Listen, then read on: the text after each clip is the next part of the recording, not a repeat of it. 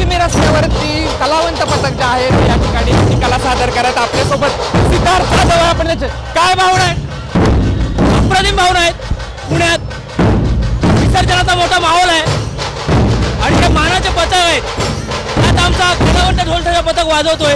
गेली 11 वर्ष आम्ही वाजवतोय आणि यावर्षी तितक्याच वर्षात मायबाप रसिका प्रेक्षकांची गर्दी आहे. मजा येते. किती वर्ष झालं तू स्वतः वाजव? 11 वर्ष पथकाला झाली. गेली 3 वर्ष मी वाजवतोय. काय भावना असतात या ठिकाणी? मोठ्या संख्येने या ठिकाणी जे आले आहेत ते फक्त एनर्जी. कलावंत सौरव गोखले ही सगळी टीम कमाल. बाप्पाचार्यांनी काय मागणं? सगळ्यांना आनंदी ठेवू. या ठिकाणी आपण बघू शकतो प्राजक्ता गायकवाड आहे.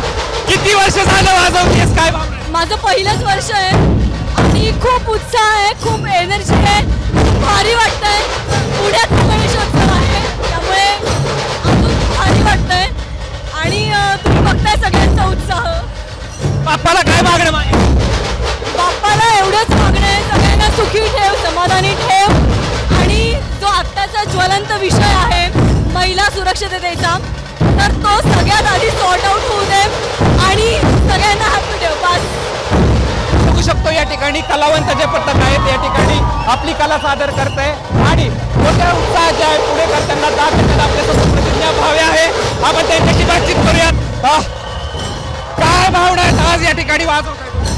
मला खूपच बरं वाटतंय. 2 वर्षांनी मला वाजवायची इच्छा होती. आज मला वाजवायला मिळालं त्याच्यामुळे मी खूप खुश आहे. गणपती बाप्पा बोल. बाप्पाचार्यांनी काय मागणं मागताय? काहीच नाही, सगळं दिलंय, खूप काही दिलं, काहीच नाही. तर आपण बघू शकतो या ठिकाणी कलावंत पथक आहे ते आपली कला सादर करायची लक्ष्मी रस्त्यावरती आणि बाप्पाचार्यांनी आपण कलावंतांशी बोलण्याचा प्रयत्न केलेला आहे आणि मोठा उत्साह जो आहे तो बाप्पाला आज निरोप दिला जातो. कॅमेरामॅन एबीपी माझा, उघडा डोळे बघा नीट.